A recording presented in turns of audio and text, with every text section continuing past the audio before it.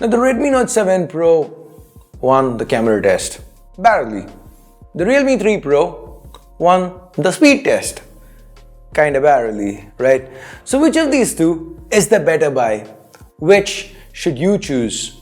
Well, let's find out in today's full comparison video. Hey guys, Ash here from C4E Tech, and let's get this video started.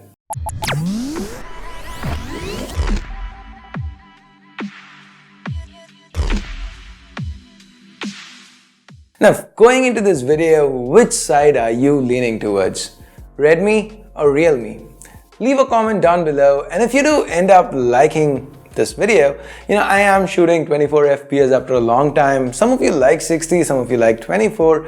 Just let me know that preference also in the comments below. And if you do end up liking this video, go ahead, please turn on notifications by hitting that bell icon. All that said, let's now get to the comparison. So a major part of phone usage is the in-hand feel. Now when it comes to this, both these phones kind of feel similar. That is, if you're using the included case. Now remove the cases and the Redmi Note 7 Pro feels superior. Now that's because we've got Gorilla Glass to the back. The Realme 3 Pro on the other hand has a fog glass plastic back. Dimension wise they are pretty similar. The Redmi Note 7 Pro is a tad slimmer, but it is wider and taller as well as heavier. But with day-to-day use, you're not really going to be noticing this. So they are similar in looks, similar dimensionally. Redmi has an edge because of the quality of materials used. It also comes with a Type-C port. Now this gives the Redmi Note 7 Pro an edge with built-in design. It is worth mentioning that the Realme is easier to hold because of the curved plastic back, but this round it's still the Redmi Note 7 Pro. Now let's next talk about display. I know some of you are kind of jumping up to say VOOC 3.0, but we will get to that in a bit. That's not this round. Anyway, moving on to display, both phones sport similar 6.3-inch panels, both LCD, both Full HD+, both covered by Gorilla Glass. Now the colors are a little different. The Realme's panel is a little warmer, while the Redmi Note 7 Pro's is a little cooler.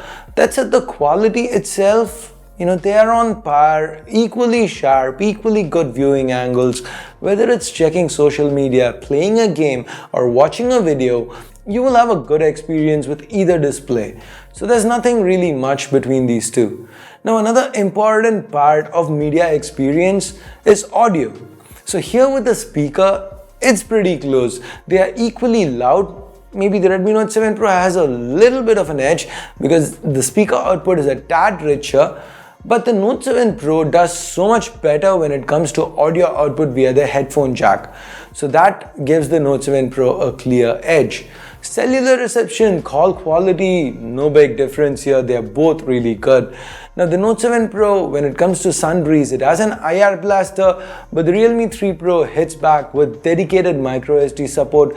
Note 7 Pro only has a hybrid slot for memory expansion. So overall, when it comes to sun breeze and audio, the Note 7 Pro wins this. So next we move on to internals. Here we have the Snapdragon 675 on the Redmi Note 7 Pro, Snapdragon 710 on the Realme 3 Pro. On paper, the Snapdragon 675 has the stronger CPU, while the Snapdragon 710 has the stronger GPU. But in practice, the 710 seems to outperform the 675 in almost everything but synthetic benchmarks. Now don't get me wrong, both would do well for day-to-day use, but the 710 is going to be a little bit snappier for day-to-day tasks, and especially for gaming. The more powerful Adreno 616, it's going to have a larger advantage. So with regards to internals, this one, it's going to be a win for the Realme 3 Pro. Now with the internals done and dusted, we move on to battery life. Here we have a 4000 mAh battery on the Redmi Note 7 Pro, a 4050 mAh battery on the Realme 3 Pro. The battery performance, again, it's pretty close. The Realme 3 Pro might have a tiny edge here. Both phones should easily get you over a day's charge with even moderate to heavy use, so that's good. What really sways this round in Realme's favor is the fact that it comes with a VOOC 3.0 charger included in the box. So that's fast charging out of the box, while the Redmi Note 7 Pro has only a 10-watt charger included in the box. I mean, it does technically support Quick Charge 4, but for that you would have to buy the charger separately. So this is another round to the Realme 3 Pro. Now with that, we get to software. ColorOS 6 versus the ad-supported MIUI 10, both built on top of Android 9 Pie. The keyword here being ad-supported.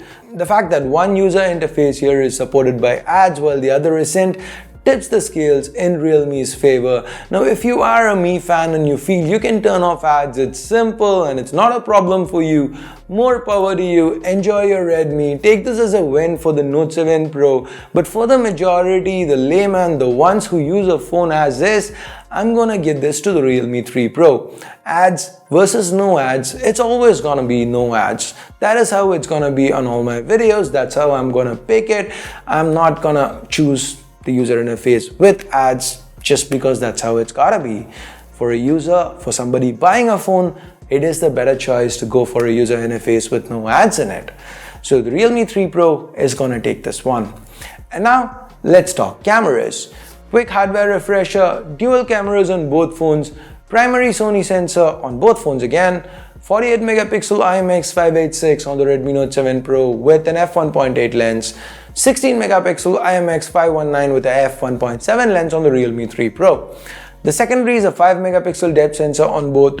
Now, we've already covered this comparison in detail, and if you want to check that out, here's a card to that video. But here's the gist of it. Under good light, both do quite well. They are kind of even. The Redmi Note 7 Pro has better colors. The Realme 3 Pro with its chroma boost in particular, it captures better dynamic range. With the 48 megapixel mode, the Redmi Note 7 Pro wins on detail. The Realme 3 Pro's Ultra HD mode, which is supposed to interpolate to 64 megapixels, just cannot match up. Under low light, the dedicated night modes are present on both phones and they are pretty much on par. The Redmi Note 7 Pro has the slightest of edges here. With selfies, the Realme 3 Pro excels. Its 25 megapixel camera outdoes the 13 megapixel selfie shooter on the Note 7 Pro with skin tones, with dynamic range, with detail. Now with video, neither phone can do 4K with EIS, but the Realme 3 Pro again edges ahead with colors and dynamic range. Now do note that the Realme 3 Pro can also do 960 FPS super slow motion at 720p. So though the Realme 3 Pro does put up a good fight, overall the Redmi Note 7 Pro does win the camera segment by the slightest of margins. Finally, we get to pricing. Now they are again on par with each other. $13,999 is what they start at for the 464 variants. So what do we have here? Under wins for the Redmi Note 7 Pro, we have build, audio and sundries, cameras. For the Realme 3 Pro, we have internals, battery and the software experience. Now, though these phones won these rounds, it's not quite as simple. Well, the Realme 3 Pro might have won battery. That doesn't mean the Redmi Note 7 Pro has bad battery life. The Realme 3 Pro won by a millimeter, right? Similarly, when the Redmi Note 7 Pro won cameras, it doesn't mean the Realme 3 Pro has bad cameras. The Note 7 Pro won by a millimeter. So what I'm trying to say here is these are two excellent phones. They both have a strong set of pros, very few cons.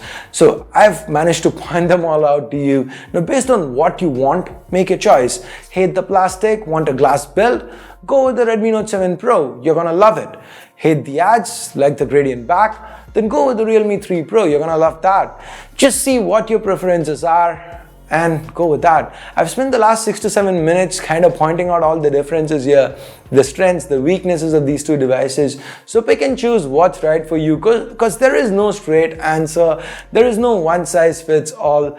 Anybody who says otherwise is kind of trying to push you to what their point of view is, and I don't want to do that. I just want to give you all the information and let you guys pick what it is that fits you the best, and I think that is the way to do things. So I guess that's my 2 cents. What do you say? Do you agree with my way of doing things? Do you agree with my conclusion here? Let me know in the comments below. And with that, we get to the end of this comparison video. Thumbs up, thumbs down based on whatever you felt about it. Subscribe and turn on notifications by hitting that bell icon if you haven't yet. Here are a couple of videos for you to check out, and also our other channel FTJ. Check it out, maybe you'd like it. So thanks a lot for watching. Till next time, my name's Ash. You've been watching C4E Tech, and I'm signing off for now. You guys have a great day. Bye-bye.